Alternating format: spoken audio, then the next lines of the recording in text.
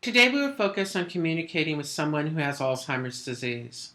Once a loved one is diagnosed with Alzheimer's disease, there's a shift in both approach and meaning behind communicating with that individual. I know that this is tough stuff. This isn't easy to talk about because it brings about an array of roller coaster emotions. However, by the end of today's presentation, hopefully you will understand the take-home message that compassionate communication increases meaningful moments here and now with a loved one with Alzheimer's disease, hopefully which will lead to a more meaningful quality of life for the entire family. Why don't we begin by going over today's objectives?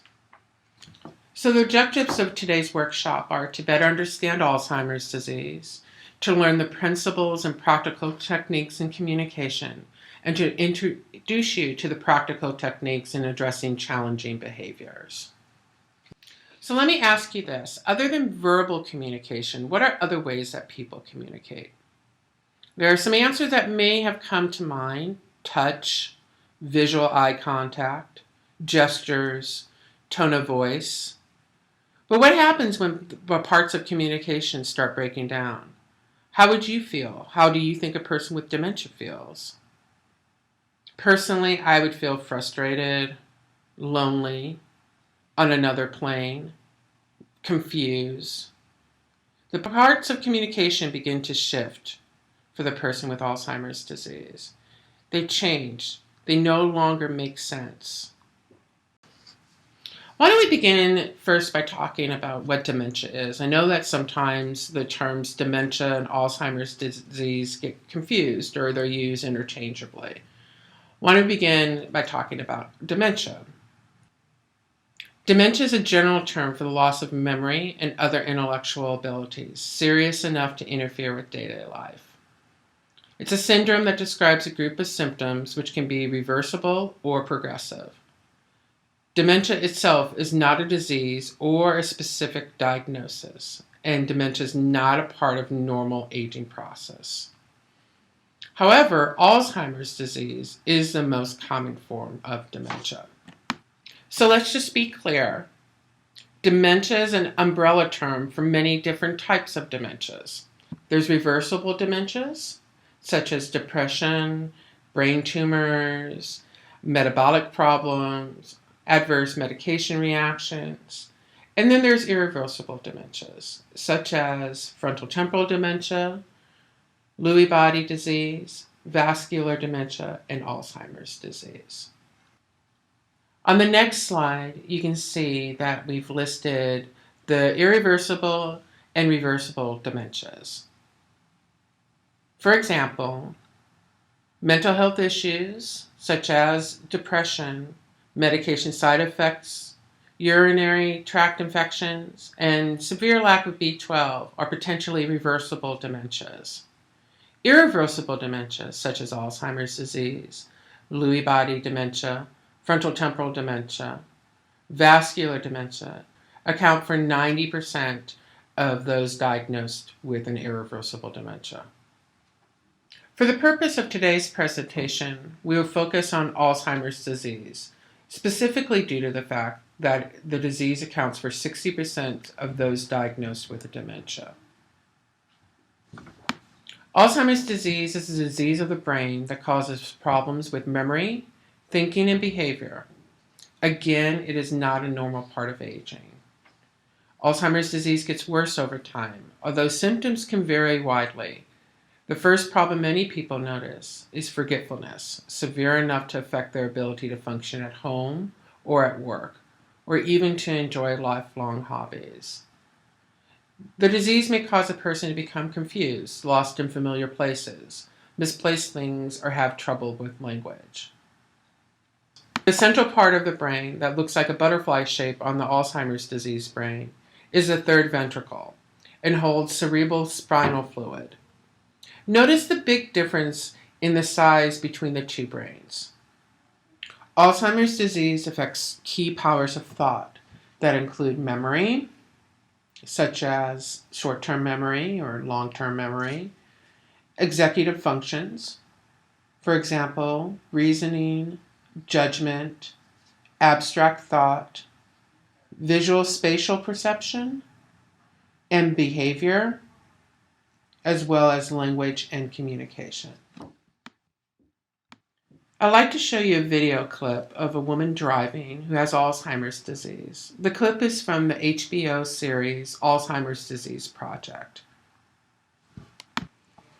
This woman with Alzheimer's disease, she's about to take an on-road driving DMV test. You'll see how the disease has affected her memory, certain words to describe things she's encountered on the road, such as road signs, her perception, decision-making skills. We'll get in the front seat here. Oh! We'll get in the front seat. There we go. So what we want to do is we want to back out and go to our left when you feel like it's safe.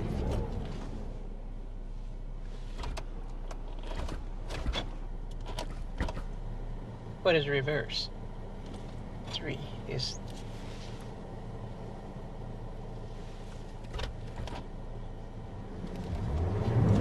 No.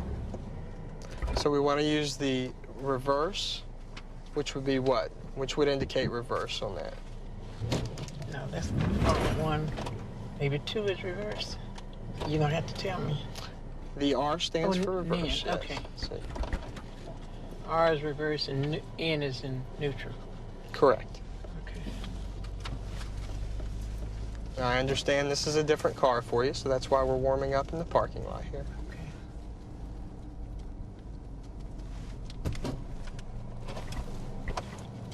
Now, where am I going?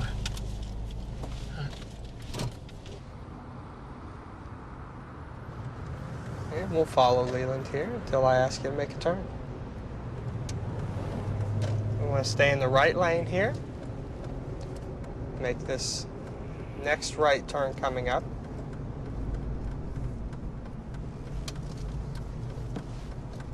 And we don't want to make sure we don't go into any oncoming traffic there. We want to stay behind the cars.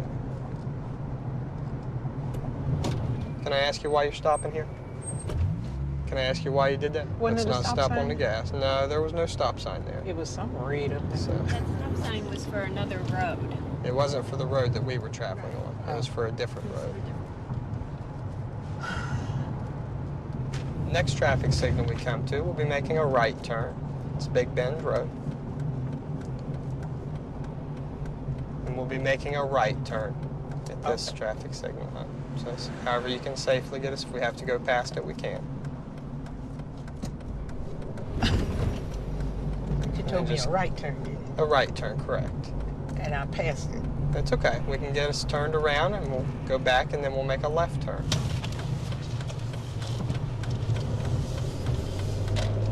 These places have so many closed off places. I guess I can. Residents only. I can't go up there.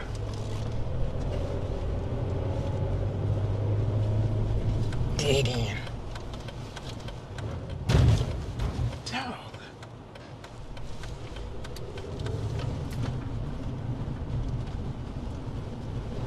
Oh, shoot.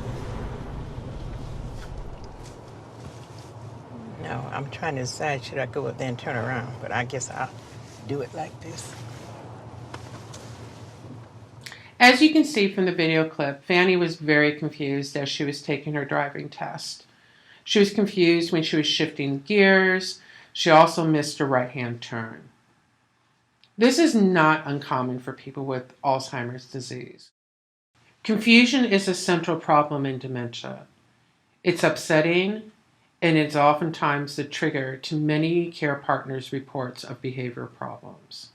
Think about the times when you're confused. You might be in a foreign country, traveling, and nobody speaks your language.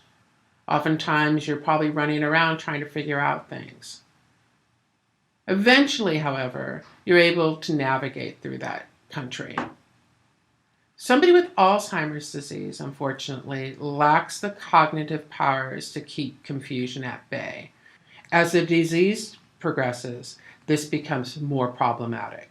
Some experts say that Alzheimer's disease is a disease of emotions, and by understanding, working with, and to some extent controlling a person's emotions, it is possible to encourage behavior that is acceptable and minimize behavioral symptoms that are challenging. As we saw with Fanny, the mind of the person with dementia is weakened. It cannot manage all the information it is receiving, and eventually the person becomes confused. Confusion produces discomfort. It is unsettling not to understand what's going on. It is uncomfortable to feel as though the universe is swirling around you. This part of confusion has to do with feelings, and confusion produces an emotional response. People who are uncomfortable generally react in some way. They do something. These actions are what the care partner has to deal with in daily life. These behaviors can be of all sorts. So to maximize our communication or connectedness with a person with Alzheimer's, there are a few principles we must adhere to. Number 1, understand what isn't possible to change by understanding all you can about Alzheimer's disease. By knowing and accepting the cognitive and functional limitations of the person will help you set realistic expectation of the person's behavior. Number 2, understand that our thoughts, attitude, and actions significantly impact the behavior of the person with Alzheimer's. To elicit positive cooperation and participation, you must consider how you might change your action and/or attitude towards the person with the disease. If we believe we can communicate with a person with Alzheimer's, we will. If we believe we can't, we won't. Also consider what happens to the person you're caring for when you are in a bad mood, anxious, or angry. Typically, the person with Alzheimer's will mimic our feelings. Number 3, recognize that behavior, even in a confused person, more than likely results from a cause. Behaviors are typically triggered. Something causes the behavior. Behavior does not just happen out of the blue. Number 4, learn that to enhance communication with a person with Alzheimer's requires a commitment to remain connected, regardless of the content of the conversation. Connecting and communicating with the person is more important than a task at hand. People typically believe that communication is an exchange of information, usually involving a verbal exchange. When a person no longer has a language or cognitive abilities to participate in this exchange, we often rely on the exchange of emotions or feelings. The communication exchange is no longer intellect to intellect, but heart to heart. Learn how to join in the reality of the person with Alzheimer's. There are a number of benefits of compassionate communication. This type of communication can foster self-esteem. People with Alzheimer's vary in their reaction to memory loss, as they do with all losses. Some feel a sense of failure. Also, care partners, in an effort to keep the person from attempting a task that might prove difficult or frustrating for the person with Alzheimer's, may simply do the work for him or her. Although this might seem the best solution in the short term, it is likely to mean that the person will soon not be able to perform the task at all. Compassionate communication supports the individual's need for meaning, to be useful, to participate in their own care, and to make a difference. Alzheimer's does not change our desire to be connected and to contribute. Indeed, the disease gives these desires significant importance. A way to remain a part of our community, a family, and to remain a person. Now that we've covered a brief overview of what Alzheimer's is and how the disease affects the person diagnosed, I would like to shift gears and discuss the 5 steps to effective compassionate communication. Step 1, be a good listener. My number 1 advice is to basically go with the flow. Sometimes it is more about the emotional need and connection than the actual content of the conversation. Giving someone your full attention is a gift, especially someone with Alzheimer's. Because the person with the disease has difficulty with their language, for example, forgetting words or their inability to form a sentence, we often have to play detective to figure out what our loved one needs, what our loved one wants and oftentimes what our loved one is saying. Look for feelings behind the words that the person uses, the tone of their voice, and other actions that may help provide clues to what they are saying to you. For example, if a person with the disease is trying to tell you something and she's very excited and happy but can't find the words, smile with her. If the person is angry or sad, acknowledge these feelings even if you cannot decipher the words. Try to remain patient, cheerful, and reassuring. Remember the person is not doing this on purpose, that this is the disease, and that this person is probably even more frustrated than you. Your mood will help create a caring atmosphere that will encourage the person to keep trying. Number 2, facilitate a connection. Remember, it's not about the task anymore, it's about connection. Communication is not necessarily about getting your message across, but rather to facilitate a connection with your loved one. It's important to make eye contact, approach the person from the front, identify yourself, and address the person by their name. Sometimes touch can show that you care, even when your words don't, or when they are not understood. Also, a gentle touch can grab a person's attention. You can use touch to help convey your message. And remember, use a calm, gentle, relaxed tone of voice. Speak slowly and clearly using short, simple sentences. And it's always okay to repeat your sentences if necessary. Number 3, check the environment. Diminishing focus and distractions are a problem already with this disease. Attempt to make the environment work for you. Make sure your loved one can see you well. Research suggests that a person with Alzheimer's does not see very well to the side, so it's important that you sit or stand directly in front of the person and look at him or her when you speak, preferably at eye level. Avoid bright or too dark settings. You may even want to set aside a certain area just for communication. Try to find a quiet, simple place where you can go when you want to get something across. Avoid distractions, such as having the television or radio on, or even crowded rooms. Communication will be hard, if not impossible, under these circumstances. Number 4, adjust your approach. Think ahead about what you are going to say. Simplify everything as much as possible. Provide simple statements during conversations. It's important not to reason, confront, remind, question recent memory, or take it personally. However, it is important for you to repeat your sentences or statements, accept blame, and if you need to, leave the room and return later. Ask one question at a time. Avoid open-ended questions. Statements are preferable because they do not call upon the person to make decisions. For example, let's have a cup of coffee will reap a response, while do you want a cup of coffee may garner a no, when in fact he or she would love coffee but can no longer verbalize their choice. No often seems a safer reply to a question.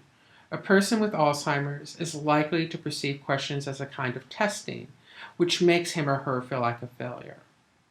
Remember, use positive and friendly facial expressions and be mindful of your body language. Number 5, focus on remaining skills. Because Alzheimer's is progressive, a person's ability declines over time. As such, oftentimes as care partners, we focus on what they aren't capable of doing rather than their remaining abilities. So by constantly assessing the person's abilities, we can help the person to become and remain involved and content in tasks and activities by matching those activities to their remaining abilities. It's extremely important to establish routines when matching activities to the person's abilities. Established routines, such as a calendar system, can be extremely effective. Encourage independent activity, and always remember to praise what they are able to do. Just to review the 5 steps to effective compassionate communication. Be a good listener. facilitate a connection, check the environment, adjust your approach, and lastly, focus on remaining strengths of your loved one. In addition to the 5 steps, here are some other helpful suggestions. Last word connection is a technique that can help the person with Alzheimer's feel in control of decision making. The care partner asks, "Would you like to wear this green shirt today or the one that's blue?" 9 times out of 10, the person will say blue, simply because it was the last word he remembered hearing.